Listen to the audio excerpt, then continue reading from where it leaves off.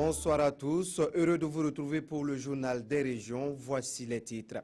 L'Est du Burkina Faso est la région la plus dense en réserve faunique. Les autorités régionales ont désormais un document de référence en matière de conservation de cette ressource faunique. Une rencontre a eu lieu à cet effet. Nous en reparlons dans un instant.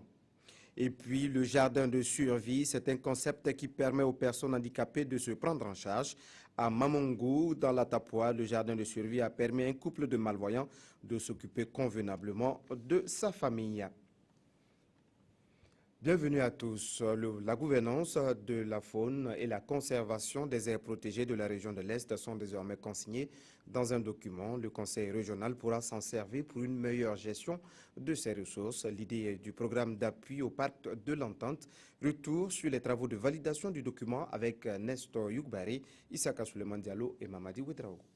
Le tourisme synergétique à travers la bonne gestion des aires protégées de la région de l'Est constitue l'une des visions du Conseil régional. C'est pourquoi il a commandité une étude sur la gouvernance de la faune dans le complexe W. Arli Pendjari et sur l'élaboration d'un plan régional de conservation des aires protégées de l'Est. Une étude financée par le programme d'appui au parc de l'Entente. Les résultats de la dite étude ont été présentés aux acteurs du développement de la région de l'Est à Fada. Le plan régional de conservation des aires protégées, c'est rentrer dans ce plan régional de développement, enlever les aspects spécifiques liés à la conservation des aires protégées pour développer davantage afin de prendre encore mieux les préoccupations des différents acteurs qui sont intéressés par la gestion des ressources naturelles dans la région de l'Est. La mise en œuvre des recommandations de cette étude devrait permettre de mieux fédérer les interventions de tous les acteurs du développement de la région. Ça va nous apporter, parce qu'on voit que si ça déclare comme ça, je crois qu'il y aura des changements entre nous et les forestiers et puis les concessionnaires. La région de l'Est couvre plus de 30% de la superficie des aires fauniques du Burkina. Elle abrite les parcs W et Darli avec 11 réserves synergétiques. Transfert de technologie aux artisans et réparateurs de pompes à eau du Burkina. Ils ont été surtout formés sur la technologie de la pompe AI1 mise au point par la société AVS International. Issaka Ouedraogo, Ibrahim Sanou avec la voix de Haruna Mare. Résoudre le problème d'eau potable au Burkina, tel est l'objectif de la société AVS International Achat, Vente, Service. Elle a mis en place la pompe à main, la pompe AI1. Des artisans et réparateurs de pompes venus de 13 régions du Burkina prennent ici connaissance de cette innovation, son mécanisme de fonctionnement et son mode d'installation. La question d'eau potable, un peu partout en Afrique, est une priorité parmi les priorités. C'est la raison pour laquelle nous avons créé la pompe AI1. L'objectif principal, c'est d'arriver à approvisionner tous les forages en surface, avoir les pièces de rechange auprès de nos populations. C'est pour dire qu'il faut suivre la maintenance au-delà même de la garantie. Pour le directeur technique de AVS International, la pompe présente plusieurs avantages et a été conçue pour s'adapter aux réalités du terrain. La pompe est en acier inoxydable. Ça veut dire que cette pompe peut être installée sur un forage pendant 20 ans sans qu'il n'y ait un peu de bruit. Les artisans ont suivi une expérimentation de montage jusqu'au pompage de l'eau. Cette formation va apporter un plus à leur travail. La formation, ça nous rapporte beaucoup de choses pour améliorer notre idée pour les pompes à main. Le problème d'eau potable est une réalité au Burkina et AVS International dit vouloir contribuer à y remédier. Elle invite donc les acteurs de l'eau à expérimenter cette nouvelle trouvaille qu'est la pompe à main AI1. La maison des associations de lutte contre le sida à Bobo-Dioulasso se dit préoccupée par la dureté des politiques en matière de drogue. Ne punissez pas, soutenez, c'est ce message que lance la maison à l'occasion de la journée mondiale de lutte contre la drogue. C'était le 26 juin dernier à Sangourabou, Kadou, Romain Aki. Projection cinématographique. Présentation du rapport de la masse, la maison des associations de lutte contre le sida. Témoignages sur les effets néfastes de la drogue ont marqué cette journée de lutte contre la drogue. Une journée célébrée sous le sceau de la campagne Soutenez, ne punissez pas.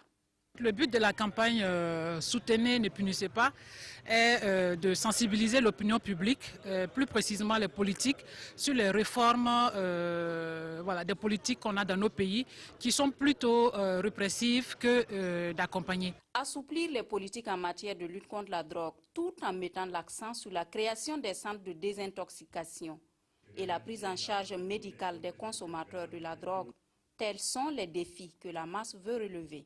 Les usagers de drogue, je dirais même les consommateurs de drogue, parce que bon, usagers de drogue c'est un peu dur, ce sont des personnes qui sont victimes d'un système, qui sont victimes de déstabilisation politique et sociale. Et nous on pense qu'il y a des personnes qu'on peut, dans les consommateurs de drogue, essayer de récupérer, essayer de soigner, essayer d'accompagner et les réinsérer socialement dans notre système social. L'addiction, un problème de santé publique.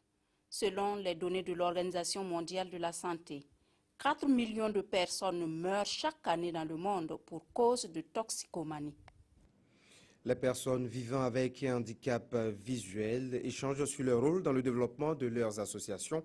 Les plus anciens ont donné des topos aux plus jeunes au cours d'une conférence à Bobo Dioulasso. Le compte rendu de Idrissa Warga et Karim Sissé. Les jeunes vivant avec un handicap visuel du Grand Ouest du Burkina Faso sont ici, à Bobo Dioulasso, à l'écoute de leurs aînés. Des aînés qui ont pour ambition de faire de leur cadet le fer de lance des différentes associations des aveugles et malvoyants au Faso. Une structure sans jeunes, c'est une structure qui est vouée à mourir. Et comme nous ne voulons pas que nos structures meurent, nous avons initié ce programme de renforcement de capacité parce que ce n'est pas que les jeunes ne connaissent pas leur rôle, mais il faut encore les outiller. Au cours de cette rencontre, plusieurs thématiques seront développées aux participants. Dans un premier temps, nous allons voir le rôle des jeunes dans le développement des associations. Ensuite, nous allons aborder les obstacles qui empêchent les jeunes d'être aussi dynamiques dans leur association. Ensuite, nous allons voir quelques idées et des perspectives pour contourner ces obstacles. À l'issue de cette formation de Bobo Dioulasso, chaque participant devrait être mieux outillé pour apporter un certain dynamisme au développement de sa structure de base. Un couple de malvoyants vit à Mamangou, à Logobou, c'est dans la région de l'Est. À travers les jardins de survie, ils se réussissent à subvenir à leurs besoins, mais surtout à payer la scolarité de leurs enfants. Marquons un arrêt dans ce journal pour découvrir cette famille et les jardins de survie. Nestor Youkbaré, Mamadouba. Le malheur semble tomber sur cette famille comme une fatalité. À 47 ans, Yentema Tankwano, sa mère, sœur, enfants et neveux souffrent d'une déficience congénitale. Ils sont tous malvoyants. Adeline a réussi cette année à l'examen du CEP. Yempabou, lui, passe en classe de 5e. J'ai écrit « Soyez les bienvenus ». Pour venir en aide à cette famille démunie et à bien d'autres dans la Tapua, le centre handicapé en avant de Mahadaga a initié le concept de jardin de survie. Le jardin permet à la famille de faire une production journalière qu'ils puissent vendre et avoir quelques francs chaque jour, chaque mois, et qu'ils puissent scolariser les enfants. Mais aussi un moyen d'aider la communauté, puisque la plupart du temps, la communauté ne veut pas s'impliquer quand elle ne sent pas l'intérêt. Donc le puits dans chaque jardin est mis à l'extérieur, de sorte que les gens du village puissent puiser le lot. Mais cela donne une crédibilité à la personne handicapée, puisqu'on dit on va aller au jardin de un tel. Ce soutien a permis aujourd'hui à la famille Tankwano de surmonter son handicap.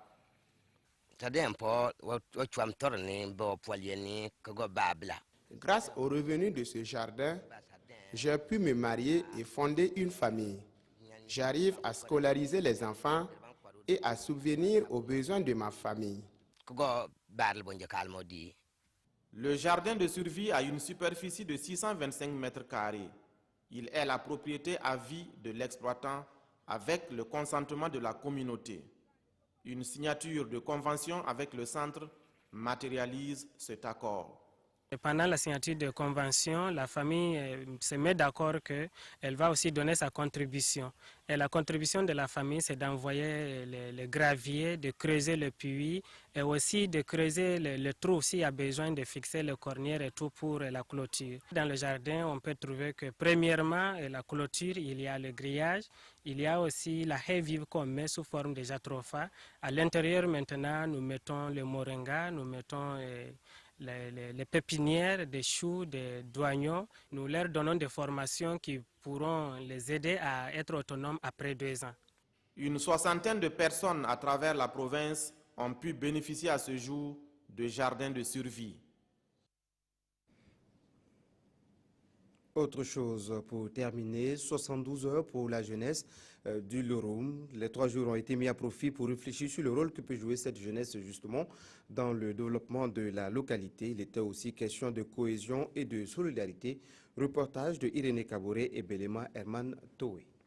Après la désignation des élus locaux, les jeunes du Loroum veulent aller en rang serré pour le développement de leur province.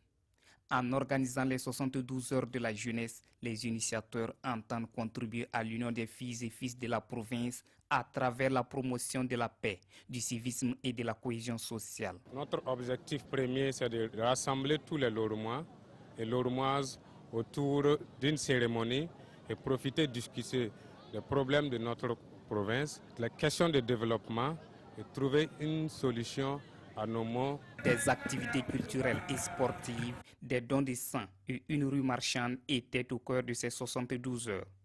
Et c'est cette course cycliste qui a marqué la fin de l'édition, qui, selon son parrain, mérite plus d'accompagnement. Ça permet le rapprochement, la fraternité, la cohésion sociale entre les populations. C'est des initiatives que nous encourageons. Et nous sommes prêts à tout moment à soutenir ces genres d'initiatives. Je les félicite énormément par rapport à l'initiative qu'ils ont eue de mener cette activité et d'unir les fils et filles du Loroum autour du sport et de la culture. On en a besoin, vu la situation politico-sociale actuellement qui divise un peu la population. Les meilleures prestations de cette première édition ont été récompensées et les jeunes du Loroum se sont donné rendez-vous sur les chantiers du développement. C'est la fin du journal des régions de ce mardi. Jean-Emmanuel Ouedraogo vous retrouve à 20 h. Merci de votre fidélité à la télévision du Burkina.